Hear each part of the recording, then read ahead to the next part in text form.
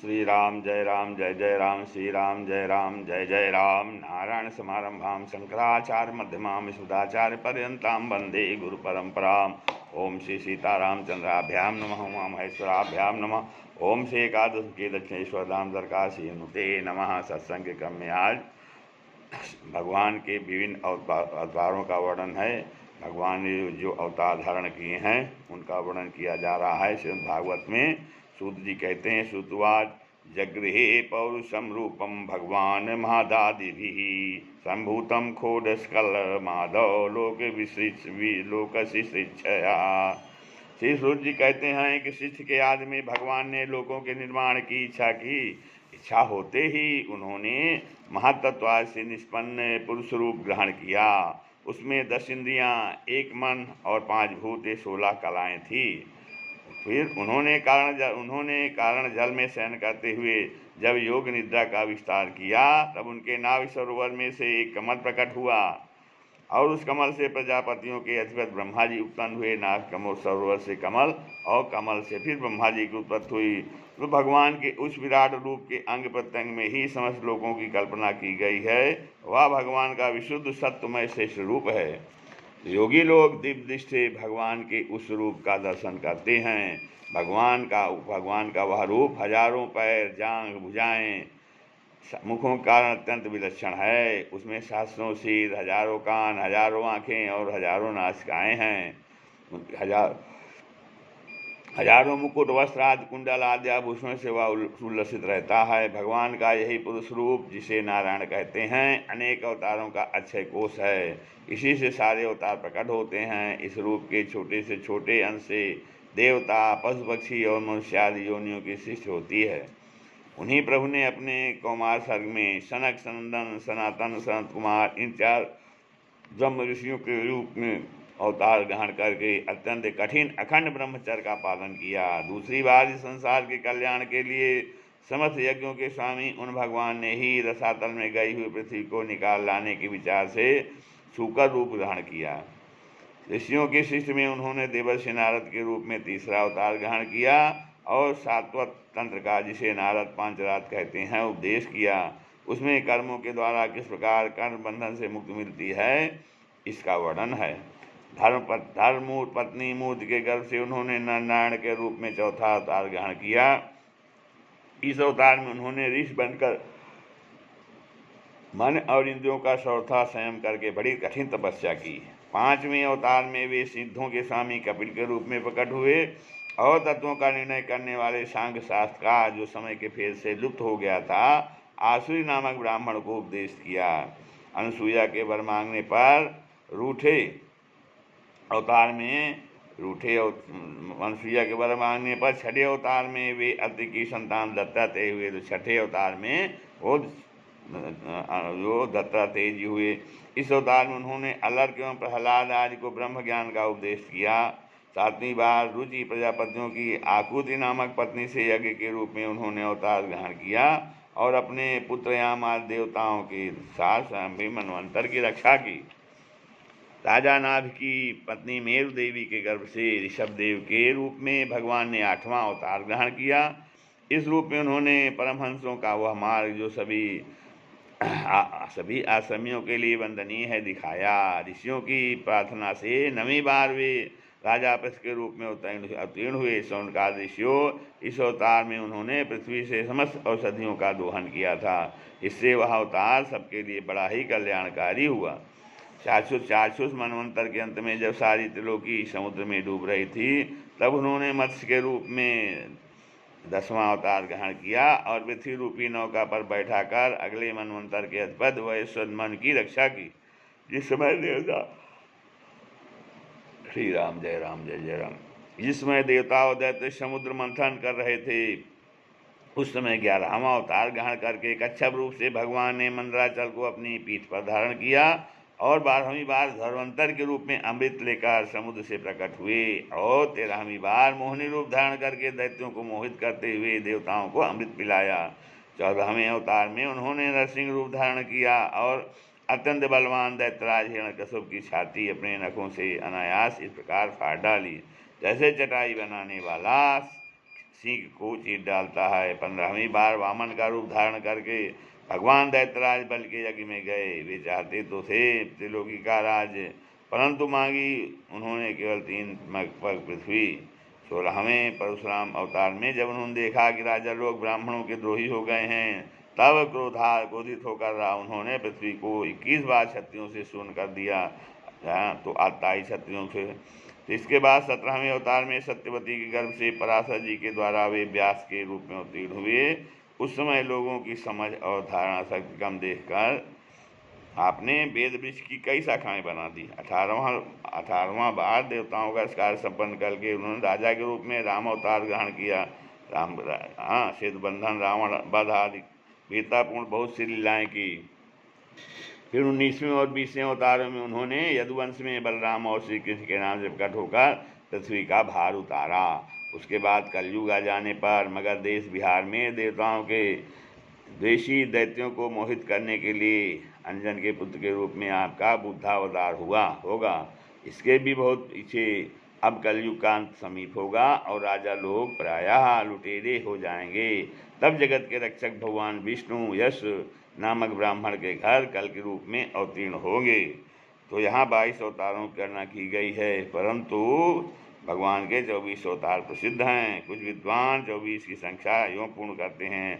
राम कृष्ण के अतिरिक्त 20 अवतार तो उपयुक्त हैं ही, शेष 4 अवतार श्री कृष्ण के ही अंश हैं। स्वयं श्री कृष्ण तो पूर्ण परमेश्वर हैं, वे अवतार नहीं अवतारी हैं।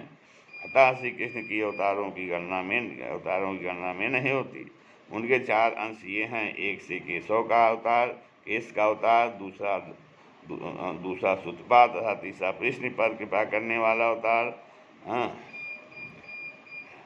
तीसरा संकर्षण बलराम और चौथा परब्रह्म। इस प्रकार इन 4 अवतारों से विशिष्ट 5वें साक्षात भगवान वासुदेव हैं। दूसरे विद्वान ऐसा मानते हैं कि 22 अवतार तो उपयुक्त हैं, इनके अतिरिक्त 2 और हैं, हंस और हयग्रीव।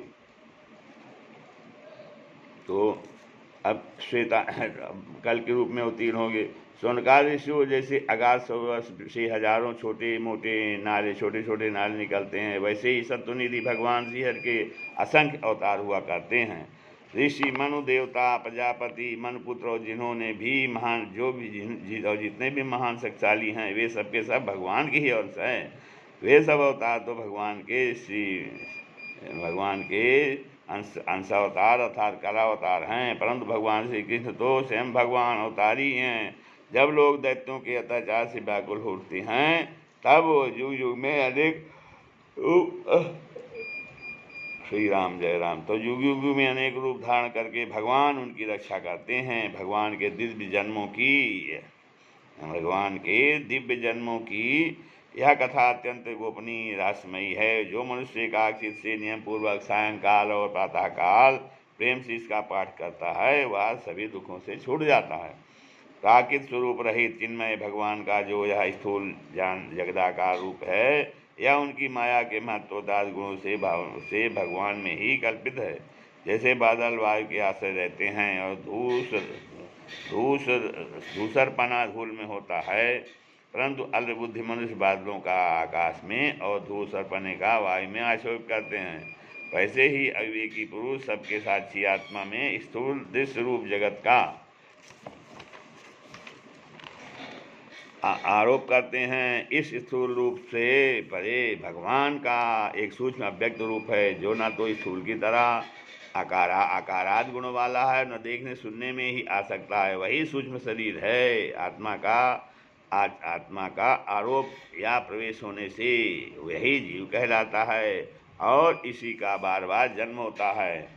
उपयुक्त सूक्ष्म और स्थूल शरीर अविद्या से ही आत्मा में आरोपित है। जिस अवस्था में आत्मस्वरूप के ज्ञान से यह आरोप दूर हो जाता है, उसी समय ब्रह्म का साक्षात्कार होता है। तो ज्ञानी लोग जानते हैं कि जिस समय यह बुद्धि रूपा स्वयं की माया निवृत्त हो जाती है, उस समय जीव परमानंदमय हो जाता है और अपनी स्वरूप महिमा में प्रतिष्ठित होता है। वास्तव में जिनके जन्म नहीं है और कर्म भी नहीं है, उन हृदयेश्वर भगवान के अपराकृत जन्म और कर्मों का तत्वज्ञानी लोग इसी प्रकार वर्णन करते हैं, क्योंकि उनके जन्म और कर्म वेदों के अत्यंत गोपनीय रहस्य हैं। भगवान की लीला अमोघ है। वे लीला में ही उस संसार का सृजन पालन और संहार करते हैं। इस संसार का सृजन पालन और संहार करते हैं, किंतु इसमें आसक्त नहीं होते हैं। प्राणियों के अंतःकरण में छिपे रहकर ज्ञानेंद्रिय और मन के नियंता के रूप में उनके विषयों को ग्रहण भी करते हैं, परंतु उनसे अलग रहते हैं। वे परम स्वतंत्र हैं।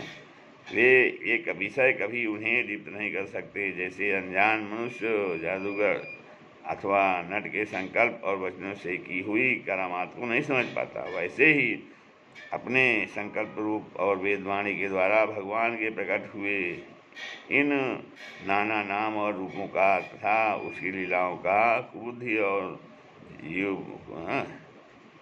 तो कुबुद्ध जीव बहुत सी तर्क युक्तियों के द्वारा नहीं पहुंचा सकता। चक्रपाणी भगवान की शक्ति और पराक्रम अनंत है, उनकी कोई था नहीं पा सकता। वे सारे जगत के निर्माता हुए।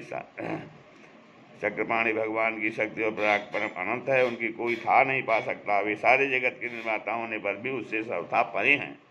उनके स्वरूप को अथवा उनकी लीला के रहस्य को वही जान सकता है जो नित्य निरंतर निष्कपट भाव से उनके चरण कमलों की दिव्य गंध का सेवन करता है, सेवा भाव से उनके चरणों का चिंतन करता रहता है। सौनक जी, शौनकाद ऋषियों, आप लोग बड़े ही सौभाग्यशाली तथा धन्य हैं जो इस जीवन में और विघ्न बाधाओं से भरे इस संसार में समस्त लोगों के स्वामी भगवान श्री कृष्ण से वह सर्वात्मक आत्मभाव तथा अनिर्वचनीय जनन प्रेम कहते हैं, जिससे इस जन्म मरण रूप संसार के भयंकर चक्र में नहीं पड़ना पड़ता है। तो भगवान वेद व्यास ने यह वेदों के समान भगवत चित्त को परिपूर्ण भागवत नाम का पुराण बनाया है। उन्होंने इस श्लाघनीय कल्याणकारी और महान पुराण को लोगों के परम कल्याण के लिए अपने आत्मज्ञान शिरोमणि पुरुष को ध्यान किए कराया। इसमें सारे वेद और इंद्रियों का सार संग्रह किया गया है। रामदेव जी ने राजा परीक्षित को यह सुनाया। उसमें वे परमर्षियों से घिरे हुए अमरमण आत्मानुसंधान का व्रत लेकर गंगा तट पर बैठे हुए थे। भगवान श्री कृष्ण जब धर्म ज्ञान आदि के साथ अपने परम धाम को पधार गए, तब इस कलयुग में जो लोग अज्ञान रूपी अंधकार से अंधे हो रहे हैं, उनके लिए यह विषय रूपी ऋण से तो भगवान श्री कृष्ण जब धर्म ज्ञान आदि के साथ अपने परमधार को पधार गए, तब इस कलयुग में जो लोग अज्ञान रूपी अंधकार से अंधे हो रहे हैं, उनके लिए यह पुराण रूपी सूर्य इस समय प्रकट हुआ है। शौनकाद ऋषियों, जब महातेजस्वी श्री सुखदेव जी महाराज यहाँ इस पुराण की कथा कह रहे थे, तब मैं भी वहाँ बैठा था। वहाँ मैंने उनके कृपापूर्ण अनुमति से इसका अध्ययन किया। मेरा जैसा अध्ययन है और मेरी बुद्धि ने जिस प्रकार इसको ग्रहण किया है, वो अब आप सुनिए। श्री राम जय जय।